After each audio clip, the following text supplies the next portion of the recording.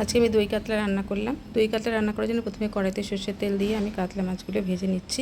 কাতলা মাছগুলো both side ভাজা হয়ে গেছে, এবার এটা তুলে নিলাম। এবার ওই সর্ষের তেলের মধ্যেই আমি শুকনো লঙ্কা, গোটা গরম মশলা ফোড়ন দিয়ে তারপরে পেঁয়াজ, রসুন আর কাঁচা লঙ্কা বেটে রেখেছিলাম সেটা দিয়ে দিলাম।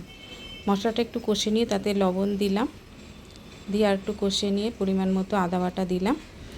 আদা বাটা দিয়েও একটু নাড়াচাড়া করে নিয়ে আমি এর মধ্যে কাজু পোস্ত বেটে রেখেছিলাম 4 চামচ মতন, সেটাও দিয়ে দিলাম।